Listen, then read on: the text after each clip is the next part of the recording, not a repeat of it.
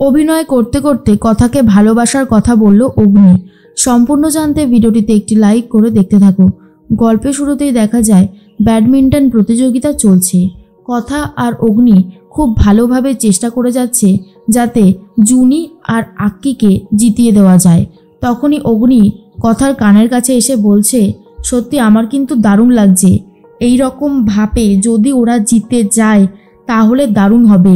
কথা বলে, আরে ধুর মশাই, আপনি এইভাবে কানের কাছে এসে বলছেন তো সুরসুরি লাগছে। তখনই অগ্নি বলে, বাহ, এটা তো খুব ভালো একটা টেকনিক, তোকে বেশ সুরসুরি দেওয়া যাবে।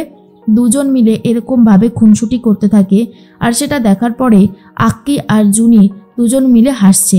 আক্কি মনে মনে ভাবতে থাকে জুনিও যেন তার অনেকটা কাছে চলে এসেছে, কিন্তু বাস্তবে এমনটা হয় না। তার মধ্যে ঋতু প্রত্যয়কে বলে, কি করলেন বলুন তো মিস্টার সরকার, আমরা তো হেরে গেলাম। প্রত্যয় সরকার তখন বলে, আরে ককগুলো এমনভাবে আসছিল না, মনে হচ্ছিল চারিদিক থেকে যেন আপনি আসছেন। এরপর ঋতু হাসতে শুরু করে আর বলে, নিন, জলটা বোধহয় আপনার প্রয়োজন, আপনিই খান। এরপর প্রত্যয় বলে, ঠিক আছে, আমি জল খাচ্ছি। এরপর কথা আর অগ্নি আবারও খেলতে শুরু করে দেয় জুনি আর আক্কির সাথে।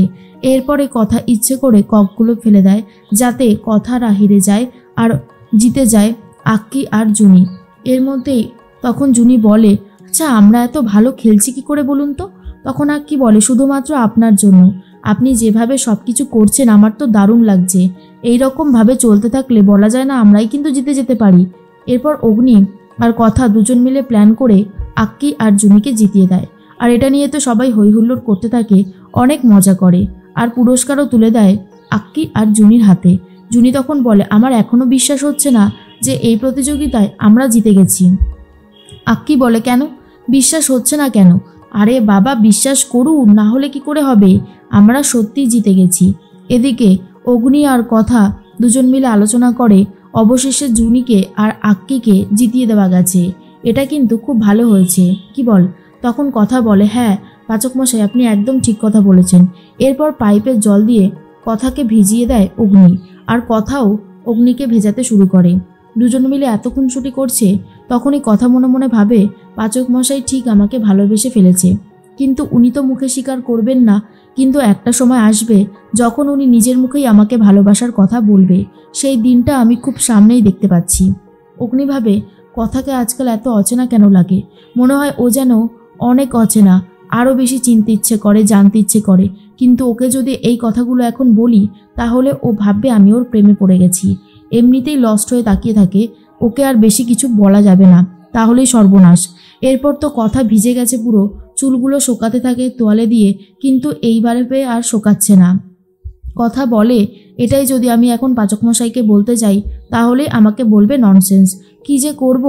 এরপর কথা ঠান্ডাও লেগে যায়। অগ্নি তখন বলে, তোর দ্বারাই কিচ্ছু হবে না, এই রকমভাবে চুল শোকাচ্ছিস, দাঁড়া, তোর জন্য আমি হেয়ার ড্রায়ারটা এনে দিই, তুই মেশিনটা দিয়ে চুলটা শুকিয়ে নে। কথা বলেন, না না, এসব মেশিন ট্যাশিন আমি তো কোনোদিনও ব্যবহার করিনি, আমার খুব ভয় লাগছে, আমি হয়তো পারবো না। অগ্নি তখন বলে, পারবি না কেন, অবশ্যই পারবি।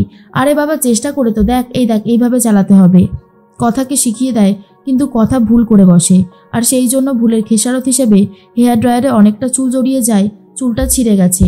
কথা চিৎকার চেঁচামেচি শুরু করে দেয় আবার, আর বলে, দেখুন আপনার জন্য আমার চুল কতটা ছিঁড়ে গেছে, এইটা কিন্তু একদমই ঠিক হয়নি, আপনি এরকমটা করতে পারেন না। তখনই অগ্নি বলে, আরে বাবা শান্ত হ, তুই ঠিক রকমভাবে হেয়ার ড্রায়ার ব্যবহার করতে পারিসনি বলেই তো এরকমটা হয়েছে। কথা ভাবে তার স্বপ্নটা কি এবারে সত্যি সত্যি একেবারে হয়ে যাবে সত্যি। ঠিক তখন চেঁচাতে শুরু করলে কর্তা দাদু বলে, দেখেছো রেনু, আমার মনে হচ্ছে আবারও পালের গোদা কথা মাকে মারছে, দাঁড়াও গিয়ে এক্ষুনি দেখতে হচ্ছে।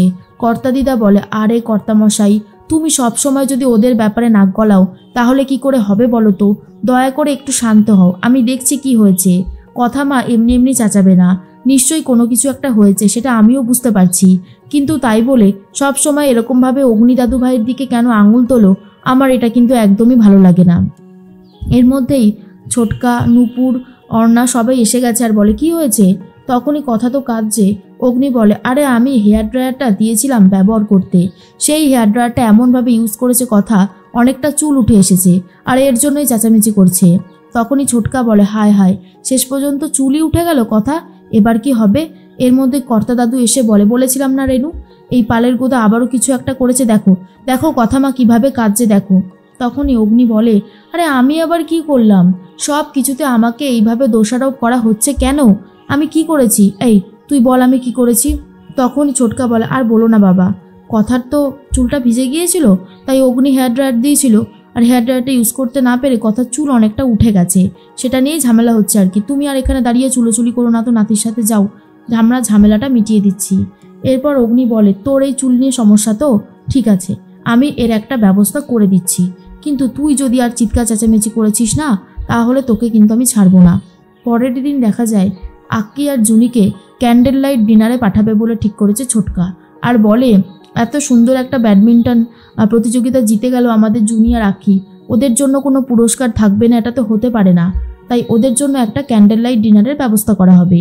জুনি তো প্রথমে খুবই লজ্জা যেতেই চাইছিল না, কিন্তু এখন সে যেতে চাইছে।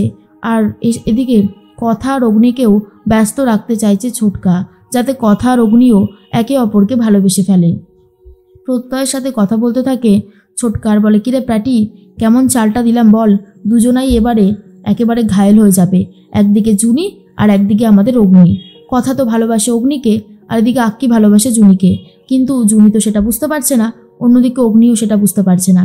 এদের দুজনকে বোঝানোর দায়িত্ব কিন্তু আমাদেরকেই নিতে হবে, হাল ছাড়লে কিন্তু কোনোভাবেই হবে না, আমাদেরকে শেষ পর্যন্ত চেষ্টা করে যেতে হবে। এরপর গান শুরু হয়ে গেছে, সেই গানের তালে তালে নাচতে শুরু করে দিয়েছে কথা আর অগ্নি আর কথার নাচ দেখে আক্কি আর জুনিও অনেক খুশি হয়। ওরা ভাবে এইভাবে যদি বিগ ব্রো আর কথার মধ্যেও মিল করিয়ে দেওয়া যায় অনেক ভালো হবে। আক্কি এমনটাই ভাবতে থাকে, আর এদিকে কথা ভাবে, সত্যি পাচক মশাই আমার সাথে নাচ করছে, এটা তো আমার কাছে স্বপ্নের মতো লাগছে, বিশ্বাসই করতে পারছি না, এইভাবেই পাচক মশাই আমাকে একদিন ভালোবাসার কথাও বলবে।